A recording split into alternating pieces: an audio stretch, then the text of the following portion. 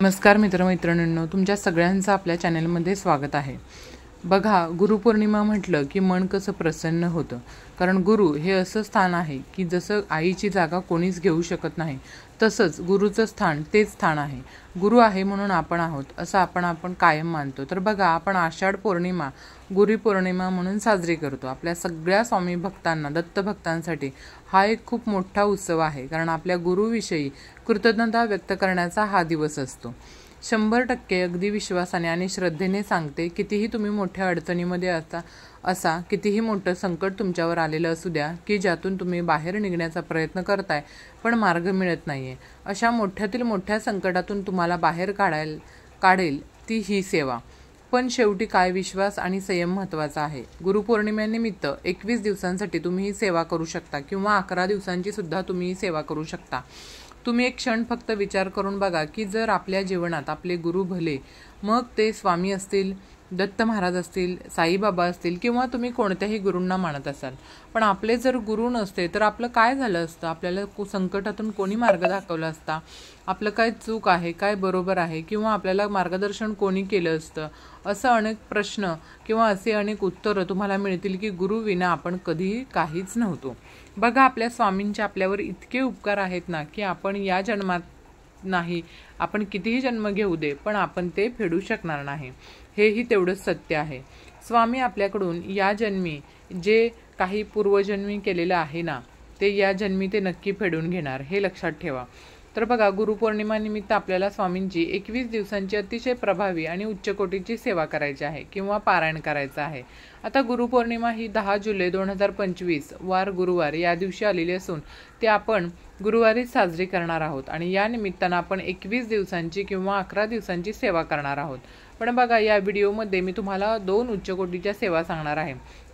ज्यांना स्वामी चरित्र सारामृत पारायण करायला जमणार नाही त्यांच्यासाठी दुसरीही सेवा अगदी सोपी सांगणार आहे। ती सेवा तुम्ही अगदी 5 ते 10 मिनिटांमध्ये करू शकता व या सेवेचे फळ तुम्हाला पारायणा इतकेच मिळणार आहे।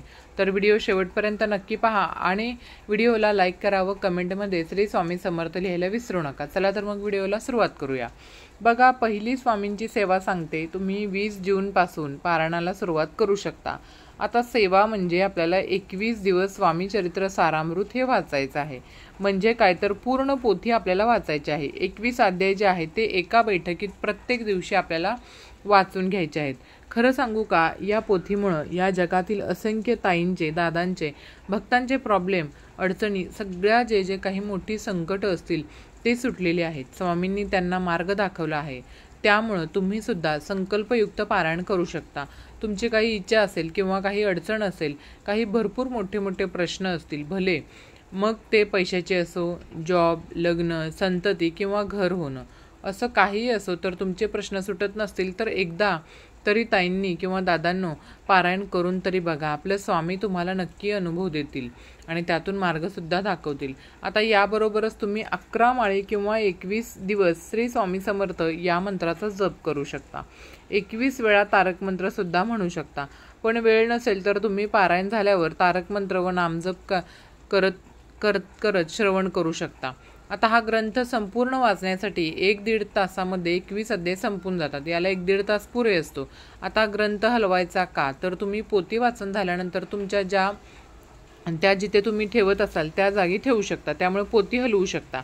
आता पारायणाची मांडणी सेपरेट करायची का, तर तुम्हाला इच्छा असेल 21 दिवस तर ती तुम्ही तिथेच व्यवस्थित पारायणाची मांडणी करू शकता। कंपल्शन नाहीये की तुम्हाला ते करायलाच हवं आहे। मूर्तीसमोर किंवा समोर बसूनही पोथी किंवा पारायण हे तुम्ही 100% करू शकता। पारायण मांडणी करायची गरज नाहीये। आता ज्यांची संकल्पयुक्त पारायण केलं असेल त्यांनी पहिल्याच दिवशी आपण संकल्प करायचा आहे, दररोज संकल्प करायचा नाहीये। आता पहिल्या दिवशी आपल्याला केंद्रात किंवा मठात जायचं आहे। खडीसाखर, अगरबत्ती, फुलं, नारळ असं घेऊन जाऊन स्वामींच्या इथे चरणी ठेवून आपण त्यांना सांगून यायचं आहे। तुम्हाला त्या दिवशी जर जमणार नसेल तर आदल्या दिवशी सुद्धा तुम्ही केंद्रात, मठात जाऊन येऊ शकता। जर स्वामींचा केंद्र मठ जवळ नसेल तर तुम्ही दत्ताच्या मंदिरात देखील जाऊ शकता। आता तुम्ही लोकलमधून प्रवास करत आहात, तुम्हाला टाईम नाहीये, दिवसभर सगळं काम करून तुम्हाला जायचं आहे, पण स्वामी सेवा करता येत नाही, पण लोकलमध्ये आम्हाला 1 तासभर मिळतो, तर ताई आम्ही वाचू शकतो का, तर हो, तुम्ही चप्पल काढा तिथं आणि बिंदास मांडी घालून किंवा बसून तुम्ही वाचून करू शकता. फक्त सेवा करणं महत्त्वाचं आहे बघा.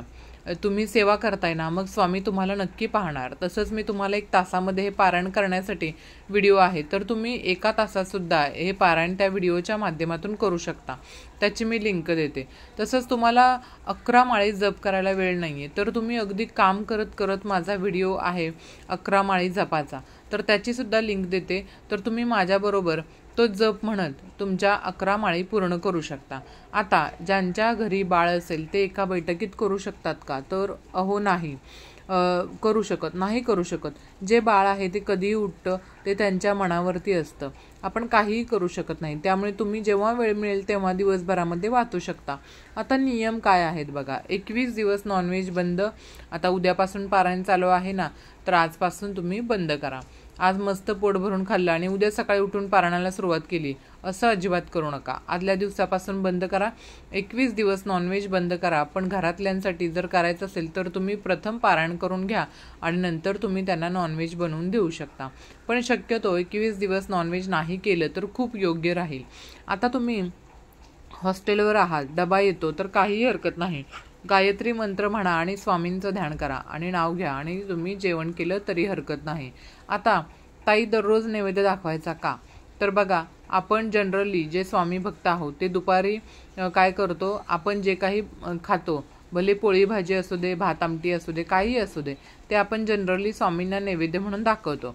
तो दाखवला तरी हरकत नाही. आता ज्यांना तेही जमत नसेल त्यांनी काय करायचं बघा.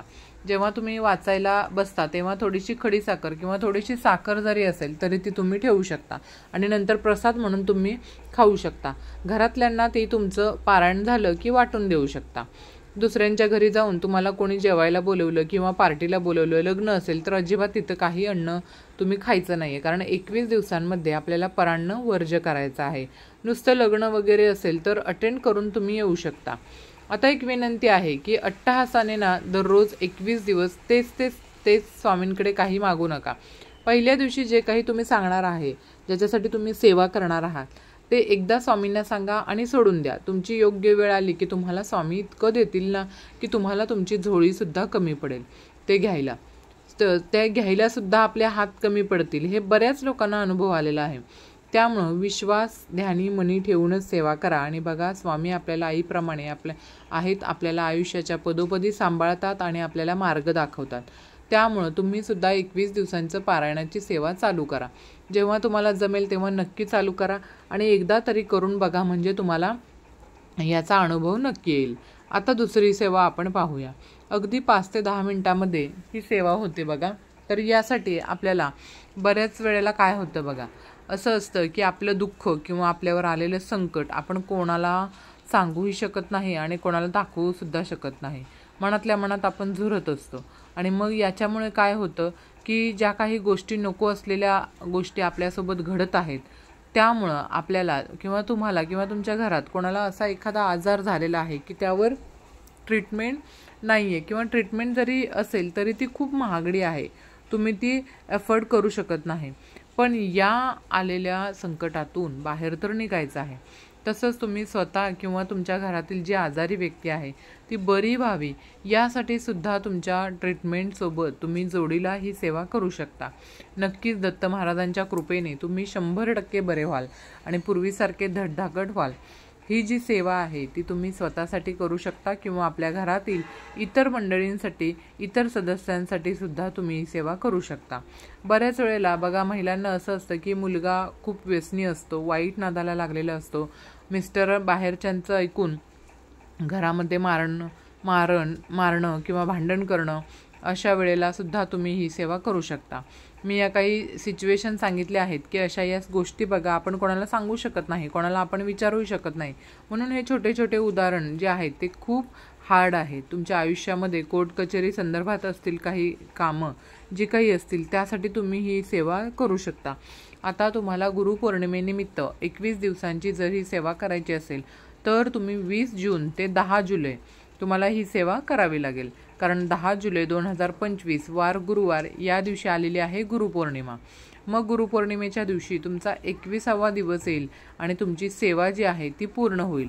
आता समजा तुम्हाला जर 11 दिवसांची सेवा करायची असेल तर तुम्हाला 30 जून 2025ला या सेवेला सुरुवात करावी लागेल. आणि हा व्हिडिओ तुम्ही जर लेट बघितला काही हरकत नाही आहे. जेव्हा कधी तुम्ही हा व्हिडिओ बघाल तर त्या दिवसापासून किंवा येणाऱ्या कोणत्याही गुरुवारपासून 21 दिवसांचा किंवा 51 दिवसांचा किंवा 108 दिवसांचा संकल्प करून तुम्ही या सेवेला सुरुवात करू शकता.